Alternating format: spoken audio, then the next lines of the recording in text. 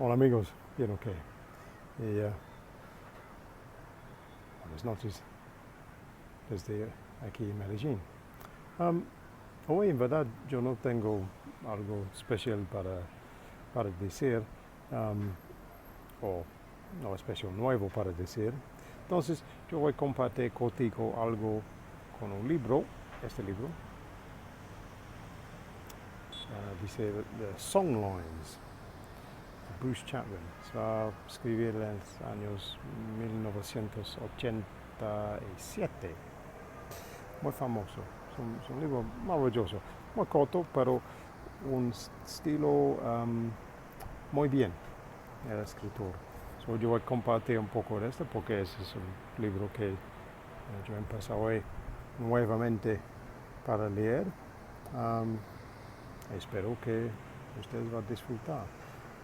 Algo un poco diferente para escuchar y porque el estilo es un poco poético. Y no, eso es. Listo. So, the Songlines, Chapter 1. In Alice Springs, a grid of scorching streets where men in long white socks were forever getting in and out of Land Cruisers, I met a Russian who was mapping the sacred sites of the Aboriginals. His name was Arkady Volchok. He was an Australian citizen and he was 33 years old.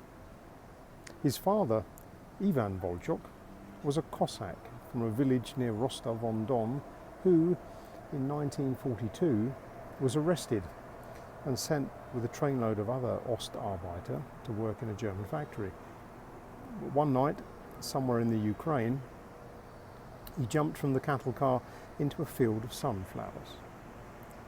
Soldiers in grey uniforms hunted him up and down the long lines of sunflowers, but he gave them the slip. And somewhere else, lost between murdering armies, he met a girl from Kiev and married her.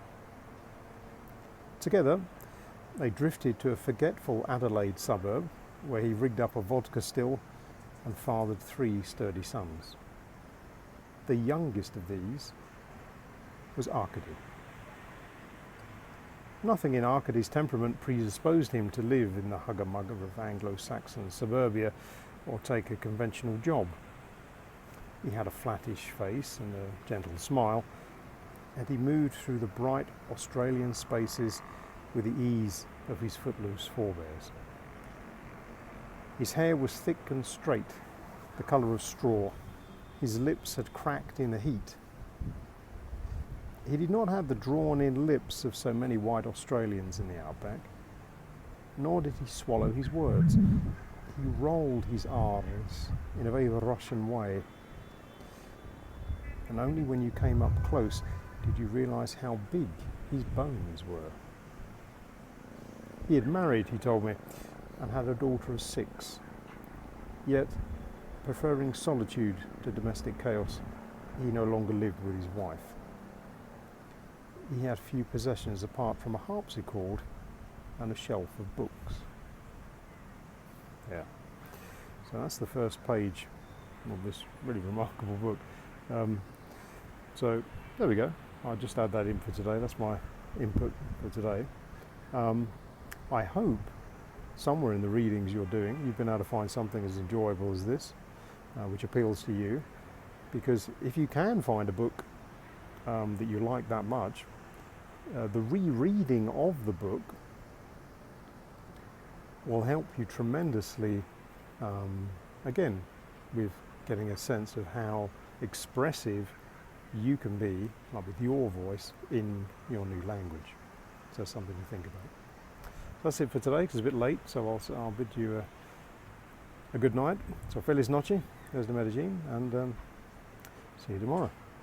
Cheerio for now.